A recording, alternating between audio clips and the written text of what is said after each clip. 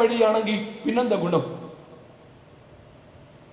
പറയട്ടെ, വീണ്ടും ആവർത്തിക്കട്ടെ, ദൈവത്തെ കണ്ടെത്തിയവൻ അതാരു തന്നെയായിരുന്നാലും, അത് മഹാപുരോഹിതനോ പുരോഹിതനോ സാധാരണക്കാരനോ, അവൻ ആരായിരുന്നാലും അവൻ ദൈവത്തെ കണ്ടെത്തിയവനാണ് എങ്കിൽ എത്ര ഹെറോദേസുമാർ ഏതൊക്കെ മൂലക്കിരുന്ന് പറഞ്ഞാലും മറുവഴിയല്ലാതെ അവന് മടങ്ങിപ്പോകാൻ ഒക്കുകയില്ല. The 3 wise men, they returned to their own country by another way. അവർ മറുവഴിയായി മടങ്ങിപ്പോയി. ഹെരോദ രാജാവിന്റെ കൊട്ടാരത്തിന്റെ സ്നേഹ ഊഷ്മളതകളല്ല, ഹെരോദ രാജാവിന്റെ ഭയങ്ങളല്ല, ഊരിപ്പിടിച്ച വാളുകളല്ല, അവർ കണ്ടത് ദൈവത്തെയാണ്. ഇതാണ് യാക്കോബിനോടും പറയുന്നത്. യാക്കോബേ, നിന്റെ ദൈവദർശനം ജീവിതത്തിലേക്ക് നീ ട്രാൻസ്മിറ്റ് ചെയ്യണം. നിന്റെ ദൈവാവബോധം ജീവിതത്തിലേക്ക് നീ മാറ്റിവെക്കണം. അതുകൊണ്ടാണ് നീ എഴുന്നേൽക്കുക എന്ന വാക്ക് തന്നെ ദൈവം യാക്കോബിനോട് പറയുന്നത്. മലയാളത്തിൽ പുറപ്പെടുക എന്നുള്ളതാണ്, പക്ഷെ അതല്ല മൂലഭാഷയിലെ വാക്കുകളും അർത്ഥം എന്ന് പറയുന്നത്. അറൈസ്, എഴുന്നേൽക്കുക എന്ന് തന്നെയാണ്. നീ കണ്ടെത്തിയ ദൈവത്തെ നിന്റെ ജീവിതത്തിലേക്ക് നീ ഒന്ന് വെളിപ്പെടുത്തണം. സാധിക്കുമോ നമുക്ക് വീട്ടിൽ ചെന്ന് കഴിഞ്ഞിട്ട്? അത് പഴയ അമ്മച്ചിമാരൊക്കെ പറയുന്നത് പോലെ പഴയ വാക്കുകളെ കേട്ടോ, കുർബാന കഴിഞ്ഞിട്ട് വരട്ടെ, ബാക്കി പിന്നെ ആകാമെന്ന്. പരിമല പെരുന്നാളിന് 10 ദിവസത്തെ നോമ്പ് കഴിഞ്ഞിട്ട് ബാക്കി പിന്നെ ആകാമെന്ന്. അങ്ങനെയാണെങ്കിൽ ഒരു ഗുണവും ഇല്ല. എനിക്കും നിങ്ങൾക്കും ആർക്കും, സഭയ്ക്കും സമൂഹത്തിന് ഒരു ഗുണവും ഇല്ല. കുറെ പേരൊക്കെ ജീവിച്ചു പോകും എന്നതിനപ്പുറം ജീവിച്ചു പോകുന്നതല്ലോ ജീവിതം എന്ന് പറയുന്നത്. കാണിച്ച് ജീവിക്കുന്നതല്ല ജീവിതം, ജീവിച്ച് കാണിക്കുന്നതാ. കാണിച്ചു ജീവിക്കാനൊക്കെ എളുപ്പമാ. എനിക്ക് കർത്തൂപ്പായത്തിൽ എന്നൊക്കെ തൊങ്ങലൊക്കെ എടുത്താലൊക്കും കാണിച്ചു ജീവിക്കാൻ എളുപ്പമാ, എന്നാൽ ജീവിച്ച് കാണിക്കാൻ പ്രയാസമാണ്. കുടുംബം നവീകരിക്കപ്പെടുമ്പോ ജീവിച്ചു കാണിക്കുന്ന കുടുംബങ്ങളാ ഉണ്ടാകണ്ടേ, കാണിച്ചു ജീവിക്കുന്ന കുടുംബങ്ങളല്ല ജീവിച്ചു കാണിക്കുന്നവർ. വലിയ തലങ്ങളിലേക്കൊന്നും പോകണ്ട. ഞാനും എൻ്റെ ഭാര്യയും എൻ്റെ കുഞ്ഞുങ്ങളും തമ്മിലുള്ള ഒരു സ്നേഹത്തിന്റെ ജീവിതം, എൻ്റെ കുഞ്ഞുങ്ങൾക്ക് എൻ്റെ ഭാര്യയ്ക്ക് പറുദീസ കൊടുക്കുന്ന ജീവിതം, അതാ കർത്താവ് ചെയ്തത്. കർത്താവ് നാട്ടുകാർക്ക് എല്ലാവർക്കും പറുദീസ കൊടുക്കുന്നതിന് മുമ്പ് ആദ്യം ആർക്ക് കൊടുത്തു? തൻ്റെ കൂടെ ഉള്ളവന് കൊടുത്തു. നമ്മളൊക്കെ നാട്ടുകാർക്ക് എല്ലാവർക്കും പറുദീസ കൊടുക്കും, അവനവന്റെ വീട്ടിൽ പറുദീസ ഇല്ല, അല്ലേ? പ്രസംഗിക്കുന്ന ഞങ്ങളൊക്കെ നാട്ടിൽ മുഴുവൻ പോയി പറുദീസ കൊടുക്കും. പക്ഷെ എൻ്റെ ഭാര്യയോട് ചോദിച്ചാൽ അറിയാം പറുദീസയാണോ അതോ നരകമാണോ, അത് ഏതൊക്കെ സാധനങ്ങളാണ് വീട്ടിലുള്ളതെന്ന്. അവനവന്റെ വീട്ടുകാർക്ക് കൊടുക്കാത്ത പറുദീസ നീ എത്ര ഉദ്ഘോഷിച്ചു കൊടുത്താലും അതൊന്നും ശരിയാവുകയില്ല എന്നുള്ളതാ യാഥാർത്ഥ്യം. അതുകൊണ്ട് കൂടെയുള്ളവർക്ക് പറുദീസ കൊടുക്കുന്ന ഒരു റിന്യൂവലിലേക്ക്, ഒരു നവീകരണത്തിലേക്ക് നമുക്ക് വരാനൊക്കുമോ? യാക്കോബേ, നീ ഒന്ന് എഴുന്നേൽക്കണം. ദൈവത്തിന്റെ പദ്ധതിക്കനുസൃതമായി നിന്റെ ജീവിതം ഒന്ന് ക്രമീകരിക്കണം. ഇംഗ്ലീഷിൽ എന്നെ സ്വാധീനിച്ചിട്ടുള്ളൊരു വാക്കുണ്ട്, ഓൾവേസ് എക്സ്പെക്ട് ദി അൺഎക്സ്പെക്റ്റഡ്. എപ്പോഴും അപ്രതീക്ഷിതമായത് പ്രതീക്ഷിച്ചോണം. ലോകത്തിൽ ദൈവം ധ്യാനിക്കാൻ ഇന്ന് തരുന്നൊരു വിഷയമായത് കേട്ടോ. ഈ കഴിഞ്ഞൊരു 10-15 വർഷം എടുത്തു നോക്കിയേ, സന്തോഷങ്ങൾ ദുഃഖങ്ങളായി മാറാൻ അധിക നേരമൊന്നും വേണ്ട. സത്യമല്ല, നിങ്ങൾ ധ്യാനിച്ചാൽ മതി. എൻ്റെ ഒരു ചിന്തയിൽ ഞാൻ പങ്കുവെക്കുന്നതേ ഉള്ളൂ. ശരിയാകാം, ശരിയാകാതിരിക്കാം. സന്തോഷങ്ങളൊക്കെ ദുഃഖങ്ങളായി മാറാൻ അധിക നേരമൊന്നും വേണ്ട.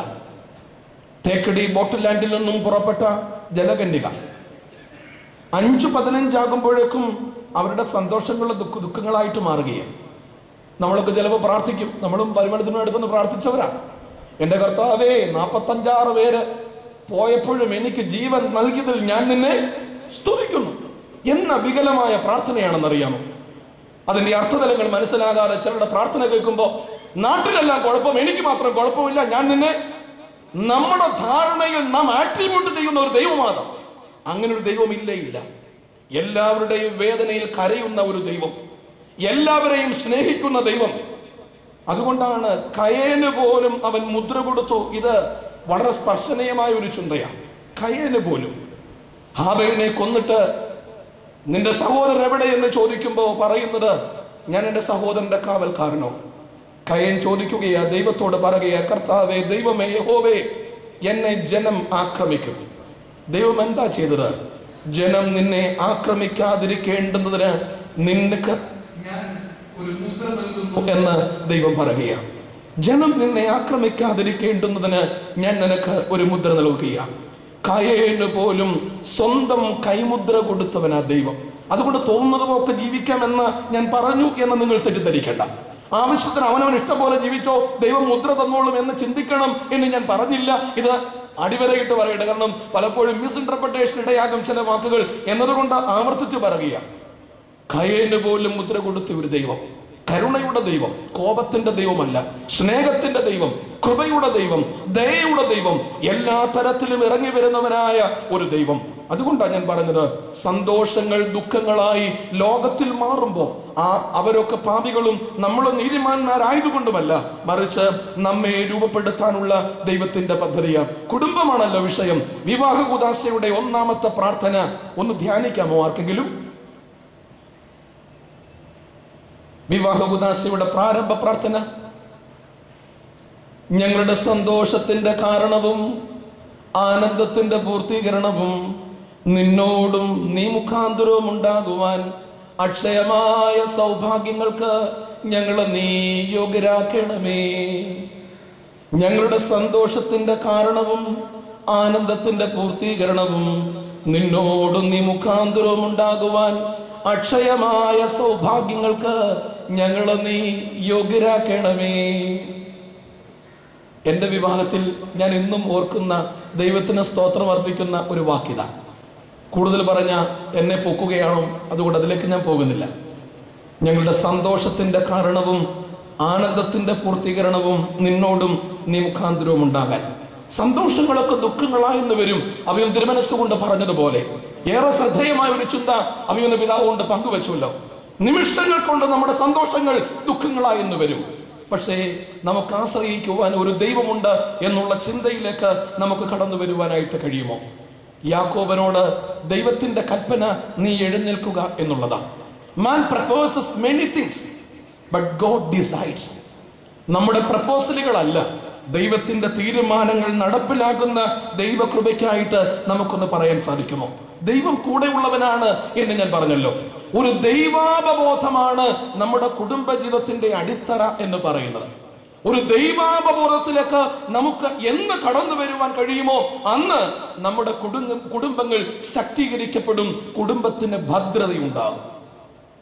അല്ലാതെ മനഃശാസ്ത്രപരമായോ കൗൺസിലിംഗ് പരമായോ അതിനെ സപ്പോർട്ട് ചെയ്യാന്നല്ലാതെ അതിന്റെ അടിസ്ഥാനം എന്ന് പറയുന്നത് ദൈവകേന്ദ്രീകൃതമായ ഒരു ജീവിതമാണ്. 2004 ജൂലൈ 15 ഇന്ത്യയുടെ രാഷ്ട്രപതി ഭവന്റെ മുറ്റത്ത് 3500ഓളം പേർ സംബന്ധിക്കുന്ന ഒരു മീറ്റിംഗ് നടക്കുകയാണ്. ഉച്ചകഴിഞ്ഞ് 3 മണിക്ക് മുഗൾ ഗാർഡന്റെ ഒരു സ്ഥലത്താണ് ഈ മീറ്റിംഗ്. രാഷ്ട്രപതി ഭവന്റെ അകത്ത് സ്ഥലമുണ്ടെങ്കിലും പുറത്ത് എല്ലാ ക്രമീകരണങ്ങളും ചെയ്തിരിക്കുന്നു. രാഷ്ട്രപതിയായ ഡോക്ടർ APJ അബ്ദുൽ കലാമിന്റെ സെക്രട്ടറി ആയിരുന്ന PM നായർ എല്ലാ ഒരുക്കങ്ങൾക്കുമായി ആ മനുഷ്യൻ ഓടി നടക്കുകയാണ്.